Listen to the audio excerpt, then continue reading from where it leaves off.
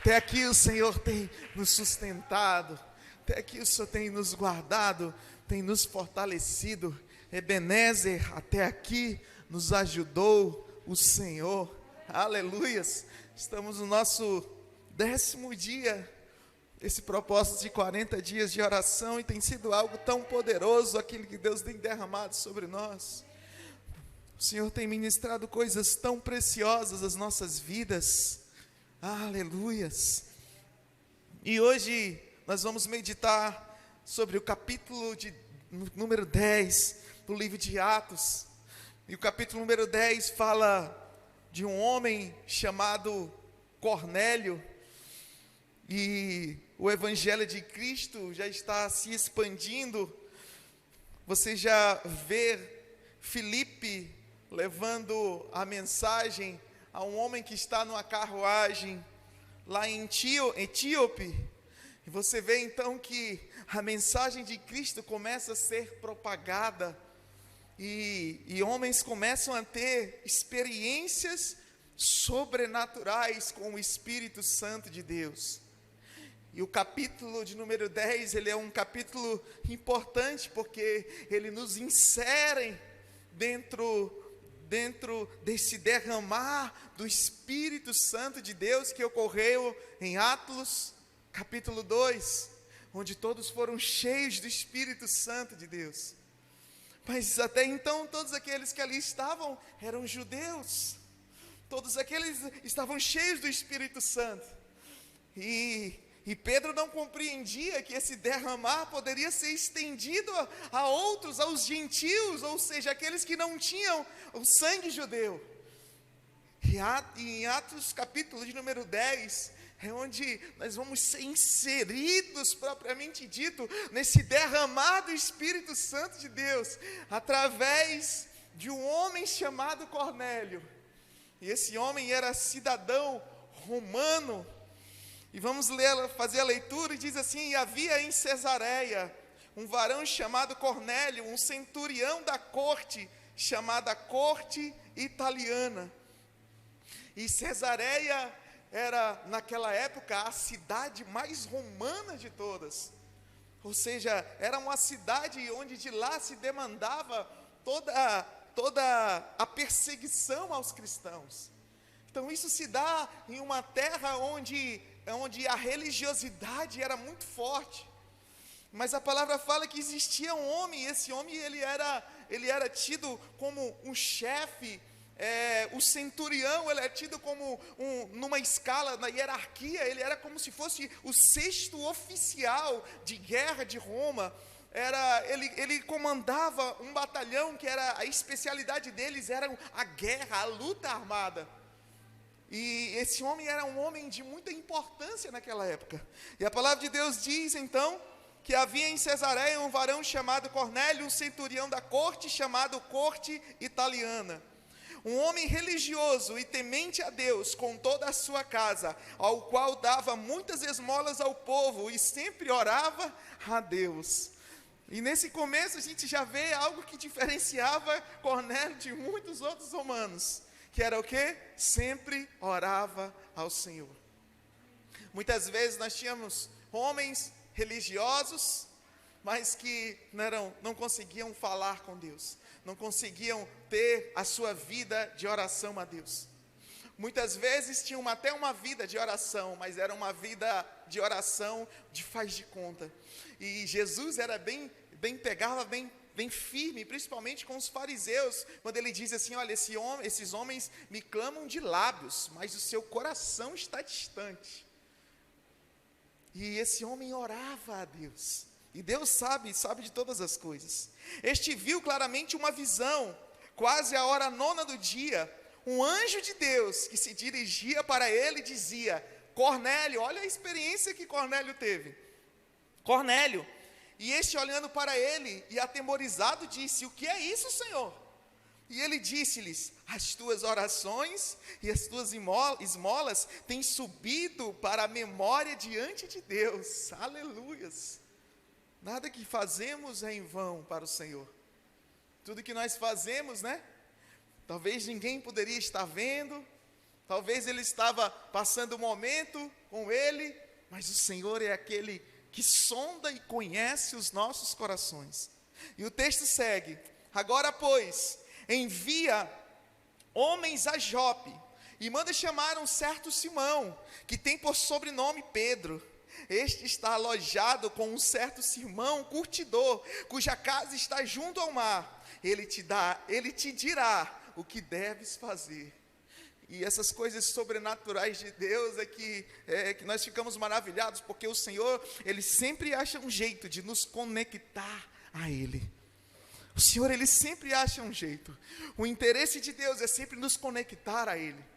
Então aquele homem tem uma experiência e ele rapidamente, então o anjo aparece para ele e diz assim: olha, manda chamar um certo homem, Simão, que tem por sobrenome Pedro. Vá a um determinado lugar chamá-lo. No versículo 7, e tendo partido o anjo que falava com Cornélio, ele chamou 2 dos seus servos, um soldado religioso dos que estavam continuamente ao seu serviço. E tendo-lhes declarado todas essas coisas, ele os enviou a Jope. No dia seguinte, enquanto eles viajavam e se aproximavam da cidade, Pedro subiu ao terraço para orar, quase a hora sexta, ou seja, próximo ao meio-dia. E ele ficou com muita fome e quis comer, mas enquanto lhes preparavam, ele caiu em êxtase e viu o céu aberto. Em outras palavras, fala-se que ele foi arrebatado e viu os céus abertos. E descendo sobre ele um certo vaso, como se fosse um grande lençol, amarrado pelos 4 cantos e sendo baixado sobre a terra, no qual havia todo tipo de animais, quadrúpedes da terra, animais selvagens, seres rastejantes e aves do céu. E veio a ele uma voz, dizendo: levanta-te, Pedro, mata e come. Mas Pedro disse: de forma alguma, Senhor, porque nunca comi coisa alguma que é comum.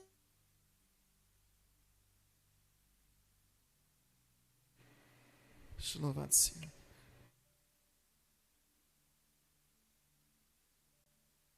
Aleluia. Glória a Deus. Versículo, alguém acompanhou aí o versículo o 15, louvado seja Deus. E a voz lhe falou novamente, baixa para mim um pouquinho, olha ali. E a voz lhe falou novamente, pela segunda vez: não chames comum o que Deus purificou. E isso aconteceu por 3 vezes, e o vaso foi recolhido novamente ao céu. Pode dar um pouquinho mais, acho que cortou muito. Uma coisa que nós aprendemos aqui, é que Pedro, ele recebe uma revelação dos céus, que deveria sacrificar alguns animais, que naquela época eram tidos como animais imundos. E Pedro, meio que na religiosidade, ele compreende que de repente aquilo é uma aprovação de Deus, para saber se ele deveria ou não comer aqueles animais. E Pedro automaticamente se levanta e diz assim: não, de maneira nenhuma eu vou comer, e nunca comi esses animais impuros. Mas o Senhor novamente fala para Pedro comer, e a palavra fala que por quantas vezes ele pediu para Pedro comer? 3 vezes. Na 3ª vez, Pedro compreendeu o que Deus estava querendo falar. E é interessante, porque por 3 vezes o galo canta e Pedro negou Jesus. E é interessante mais uma vez, porque por 3 vezes o Senhor fala para Pedro: Pedro, tu me amas? Pedro, tu me amas? Pedro, tu me amas? Apacenta as minhas ovelhas. Na verdade, se a gente for avaliar, o Senhor tinha um mistério com Pedro, com o número 3, né? De repente, da primeira, quando o Senhor disse: olha, come, e ele disse assim: não, eu não vou comer. Mas o Senhor falou mais uma vez: Pedro, come. E ele ficou meio assim, mas quando o Senhor falou a 3ª vez: Pedro, come, ele compreendeu que era para ele comer. E aí, o texto segue, versículo 17: ora, estando Pedro duvidando em si mesmo sobre o que significaria a visão que ele tinha visto, eis que os homens que foram enviados por Cornélio perguntavam para a casa de Simão, parados à porta. E chamando, perguntaram se Simão, que tenha por sobrenome Pedro, estava alojado ali. Enquanto Pedro pensava sobre a visão, o Espírito disse-lhe: eis que 3 homens te procuram. Quantos homens, irmãos? 3, glória a Deus. Portanto, levanta-te e desce e vai com eles, não duvidando, porque eu os enviei. E descendo Pedro para junto dos homens que lhe foram enviados por Cornélio, disse: eis que sou eu a quem procurais. Qual é a razão por que viestes? E eles disseram: Cornélio, o centurião, homem justo e temente a Deus, e de boa fama entre toda a nação dos judeus, foi avisado por Deus, através de um santo anjo, para que te enviasse à sua casa, e ouvisse as tuas palavras. Então, chamando-os para dentro, os alojou. No dia seguinte, Pedro foi com eles. Certos irmãos de Jope o acompanharam. E no dia seguinte, eles entraram em Cesareia. E Cornélio os esperava, tendo já chamado os seus parentes e amigos mais próximos. Quando a presença de Deus toma o lugar, quando Deus move algo sobrenatural sobre nós temos que seguir sempre o exemplo que Cornélio fez. O que Cornélio fez? Olha, vai vir um homem de Deus. Olha, o anjo me falou sobre algo que está se movendo, que o Senhor havia recebido as minhas orações e as minhas ofertas. Olha, e ele mandou chamar um tal de Simão Pedro. E esse Simão Pedro, ele é uma bênção. E eu fico imaginando Cornélio chamando todos os seus familiares e chamando os seus amigos, e dizendo: olha, venham, porque algo sobrenatural está se movendo, e Deus mandou uma mensagem para nós. Sabe por que nós estamos aqui, queridos, reunidos? Porque nós cremos que algo sobrenatural está se movendo nesse lugar. Nós cremos que algo sobrenatural está se movendo sobre nós, e nós não nos conformamos em estar apenas sobre nós. Nós queremos que outras pessoas também venham e sintam a glória daquilo que Deus quer fazer e está realizando através de todas as pessoas e através do seu Espírito Santo nesse lugar. 24. E no dia seguinte, eles entraram em Cesareia, e Cornélio os esperava, tendo já chamado os seus parentes e amigos mais próximos. E quando Pedro entrava, Cornélio o encontrou, caiu aos seus pés, adorando. Mas Pedro, levantando, disse: levanta-te, eu também sou homem. E a gente observa aqui um Pedro que sabia dar honra a quem deveria dar honra. A honra e toda a glória pertence ao Senhor. Toda a adoração não deve ser prestada a nenhum homem. Toda a adoração só pode ser prestada a Deus, ao nosso Senhor. E a palavra fala que Cornélio se prostra, e era comum, porque quantas vezes Cornélio não se prostrava ali a César? Então, para ele já era um ato de humildade, mas bem alinhado, Pedro diz: ei, adoração não, adoração, eu também sou homem como você. A nossa adoração é ao Senhor. E quando Pedro, versículo 30, mas Pedro levantou-se e disse: levante-te, eu também sou homem. E falando com ele, entrou e os chamou, muitos que se haviam reunido. E ele disse-lhe: vós sabeis que é uma coisa ilegal para um homem que é judeu se reunir ou aproximar de alguém de outra nação, mas Deus me mostrou a não chamar a nenhum homem de comum ou imundo. Sabe o que Pedro estava dizendo aqui, queridos? Pedro estava querendo dizer assim, olha, eu tive uma revelação, e nessa revelação Deus me mostrou que não existe o maior, não existe para uns. O que Deus está dizendo aqui é que não existe acepção de pessoas. O nosso Deus não faz acepção de pessoas. Pelo contrário, a palavra de Deus diz que é interesse dele que todos se salvem. Quando a Bíblia diz todos, queridos, é todos. Quando a Bíblia diz todos, a Bíblia diz que é os bons e até os maus. Os maus também estão nos todos. Sabe, queridos?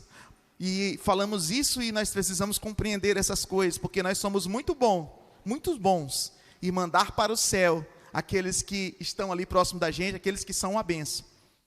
Mas muitas vezes nós também somos carrascos em mandar para o inferno aqueles que estão nos incomodando ou que literalmente são homens maus. Amém? Mas o que o Senhor nos ensina? Não há acepção de pessoas para o Senhor. O objetivo do Senhor é salvar a todos. E o Senhor estava quebrando um paradigma ali sobre Pedro, dizendo assim: ei Pedro, não é só para os judeus. Ei Pedro, não é só para vocês. Ei, para os romanos também. Por isso que o Senhor entregou a revelação a Pedro. Portanto, ao ser chamado, eu vim a vós sem contradizer. Por isso eu pergunto, qual a intenção de terdes me chamado? Pedro então falando, né? E disse Cornélio: há 4 dias eu estava jejuando até esta hora, e à hora 9ª eu orava em minha casa, e eis que um homem em vestes brilhantes se apresentou diante de mim. Disse Cornélio: a tua oração foi ouvida, e as tuas esmolas estão em memória à vista de Deus. Envia, pois, a Jope e manda chamar Simão, cujo sobrenome é Pedro. Ele está alojado na casa de um certo Simão, curtidor, junto do mar, ao qual vindo falará contigo. E imediatamente mandei chamar-te, e tu fizestes bem em vir. Agora, pois, nós estamos todos presentes diante de Deus. Aleluias, para ouvir todas as coisas que te foram ordenadas por Deus. Então Pedro, abrindo a sua boca, disse: na verdade eu percebo que Deus não faz acepção de pessoas, mas aquele que em qualquer nação o tome e faz justiça é aceitável a Ele. O teme e faz justiça é aceitável a Ele. Deus enviou a palavra aos filhos de Israel, pregando a paz por Jesus Cristo. Ele é o Senhor de todos. Esta palavra que eu digo, vós sabeis, foi proclamada por toda a Judeia, começando pela Galileia, depois do batismo que João pregou, como Deus ungiu a Jesus de Nazaré, e com o Espírito Santo e com poder, o qual andava fazendo o bem e curando todos os oprimidos do diabo, porque Deus estava com ele. E nós somos testemunhas de todas as coisas que ele fez, tanto na terra dos judeus, como em Jerusalém, ao qual mataram, penduraram-no em um madeiro. A este Deus ressuscitou ao 3º dia. Olha Pedro ministrando. E o manifestou abertamente, não a todo o povo, mas às testemunhas escolhidas antes por Deus, a nós que comemos e bebemos juntamente com ele, e depois que ressuscitou dos mortos. Falando que ele se apresentou aos discípulos, né? No 42 ele diz: e ele nos mandou pregar ao povo e testificar que ele é o que por Deus foi ordenado para ser juiz dos vivos e dos mortos. A este dão testemunho todos os profetas, que por meio de seu nome, todo aquele que nele crê, receba a remissão dos pecados. Enquanto Pedro falava ainda estas palavras, o Espírito Santo caiu sobre todos os que ouviam a palavra, e surpreenderam-se os que criam na circuncisão, os muitos que vieram com Pedro, pois também sobre os gentios haviam sido derramado o dom do Espírito Santo. Aleluias!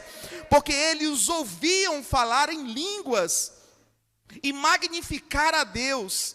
Respondeu então Pedro: pode algum homem impedir a água para que não sejam batizados estes que também receberam como nós o Espírito Santo? E ele mandou que fossem batizados em nome do Senhor. Então pediram-lhes que lhe ficasse com eles por alguns dias. Diga graças a Deus. Então você observa que houve um derramar do Espírito Santo à medida que Pedro levava a mensagem de Cristo para aquele povo. E isso é algo poderoso. E aí então houve uma quebra de paradigma aqui agora, porque não era derramado só para os judeus, mas também para os gentios, ou seja, para aqueles que não tinham diretamente um sangue judeu, ou seja, a graça do Senhor foi estendida para nós. Quem são os gentios, pastor? Nós somos os gentios, diga graças a Deus. Então isso foi estendido sobre nós também. Por isso que quando nós nos reunimos, nós sentimos a presença de Deus. O Espírito Santo se move. O Espírito Santo de Deus, ele fala ao nosso coração, nós somos aquebrantados. O Espírito Santo de Deus vai movendo sobre nós. Foi assim com a vida de Cornélio.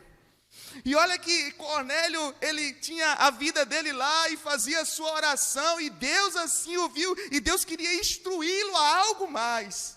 O Senhor queria levar Cornélio a um outro nível. Cornélio, olha, eu vou te chamar um homem chamado Pedro, Cornélio, e esse homem, ele vai destravar muitas coisas que talvez você não entende. Cornélio, existe muito mais de mim, você precisa compreender isso. Sabe que nós estamos reunidos aqui nesses dias, queridos, é para aprender do Senhor. E a mensagem do Senhor é que existe muito mais dele para você, e você precisa compreender isso. Para você que está em casa nos acompanhando, existe muito mais de Deus que você precisa compreender. E por isso nós também estamos reunidos aqui. Eu queria convidar você a se colocar em pé, em nome de Jesus. Aleluias. Deus é maravilhoso, Deus é poderoso.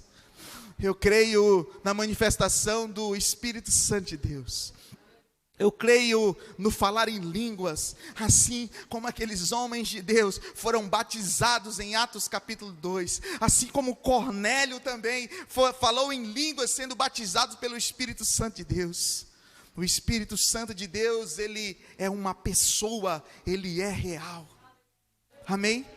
Aleluias, ele é o nosso Deus. Feche os teus olhos. Pai, nós te louvamos, nós te exaltamos, nós te glorificamos.